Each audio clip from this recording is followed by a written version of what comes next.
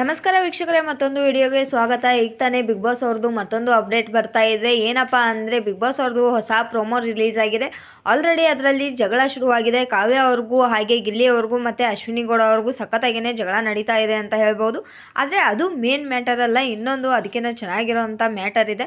ಎಲ್ಲರೂ ಹೇಳ್ತಾ ಇರೋದು ಅಶ್ವಿನಿ ಅವರ ಬುದ್ಧಿ ಎಷ್ಟಿದೆಯೋ ಅಷ್ಟೇ ಇರೋದು, ಅವರು ಚೇಂಜ್ ಆಗಲ್ಲ, ಹೇಗಿದ್ದಾರೋ ಹಾಗೆ ಇದ್ದಾರೆ ಅಂತಲೇ ಹೇಳ್ತಾ ಇದ್ರು.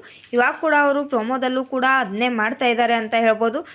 ಅಂತ ಮಾತಾಡ್ತೀಯ, ನಂಗೆ ಅಂತ ಮಾತಾಡೋಗಿಲ್ಲ, ಹಾಗೆ ಮಾತಾಡೋಗಿಲ್ಲ, ಹೀಗೆ ಮಾತಾಡೋಗಿಲ್ಲ ಅಂತಲೇ ಹೇಳ್ತಾ ಇದ್ದಾರೆ. ಕಾವ್ಯ ಅವರ ವಿರುದ್ಧ ಮಾತಾಡ್ತಾನೆ ಇದ್ದಾರೆ ಅಂತ ಹೇಳ್ಬೋದು.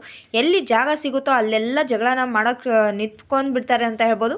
ಆದರೆ ಇದೇ ರೀತಿಯಾಗಿ ರಕ್ಷಿತಾ ಅವರ ವಿರುದ್ಧ ಮಾಡಿದ ಜಗಳಕ್ಕೆ ಆಲ್ರೆಡಿ ಕಿಚ್ಚ ಸುದೀಪ್ ಅವ್ರ ಹತ್ರ ಬೈಸ್ಕೊಂಡ್ರು. ಹಾಗೆಯೇ ಅವರಿಗೆ ಅವಮಾನ ಕೂಡ ಆಯಿತು. ಅದರಿಂದಾಗಿಯೇ ಅವರು ಟಾಸ್ಕಿಂದ ಕೂಡ ಹೊರಗಡೆ ಉಳಿದ್ರು. ಇದೆಲ್ಲ ಬರೀ ಬಿಗ್ ಬಾಸ್ ಮನೆಗೆ ಸೀಮಿತ ಆಗಿತ್ತು.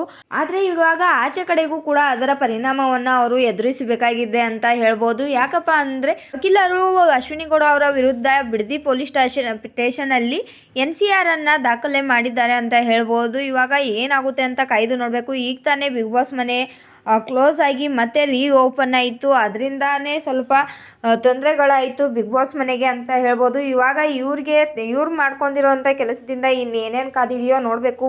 ಬಿಡದಿ ಪೊಲೀಸ್ ಠಾಣೆ ಪೊಲೀಸರು ಯಾವ ರೀತಿ ಕ್ರಮ ತಗೋತಾರೆ, ಅಕಸ್ಮಾತ್ ಬಿಗ್ ಬಾಸ್ ಮನೆ ಒಳಗಡೆ ಹೋಗಿ ಅವ್ರನ್ನೇನಾದರೂ ಕರ್ಕೊಂಡು ಬರ್ತಾರಾ ಏನು ಅಂತ ಕಾಯ್ದು ನೋಡಬೇಕಾಗಿದೆ. ನೆಕ್ಸ್ಟ್ ಕ್ರಮ ಏನಿರುತ್ತೆ, ಹೇಗೆ ತಗೋತಾರೆ ಅಂತ ಕಾಯ್ದು ನೋಡಬೇಕಾಗಿದೆ. ಇನ್ನೊಂದು ಏನಪ್ಪ ಅಂದರೆ ಯಾವ ಕಾರಣಕ್ಕಾಗಿ ಯಾವ ಮಾತಿಗಾಗಿ ಕಂಪ್ಲೇಂಟ್ನ ಕೊಟ್ಟಿದ್ದಾರೆ ಅಂದರೆ ಸಿ ಈಸ್ ಎಸ್ ಕ್ಯಾಟಗರಿ, ಅವಳ ಲೆವೆಲಿಗೆ ನಾವು ಏನು ಇಳಿಯೋಕ್ಕಾಗಲ್ಲ ಅಂತ ಅಂದಿದ್ರು. ಆ ಎಸ್ ಅನ್ನೋ ಪದಾನ ಇಟ್ಕೊಂಡ್ಬಿಟ್ಟು ಅವರು ಕಂಪ್ಲೇಂಟ್ನ ಕೊಟ್ಟಿದ್ದಾರೆ ಅಂತಲೇ ಹೇಳ್ಬೋದು.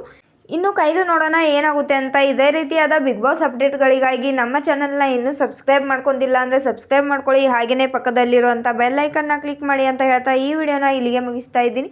ಮತ್ತೆ ಸಿಗೋಣ ಮುಂದಿನ ವಿಡಿಯೋದಲ್ಲಿ.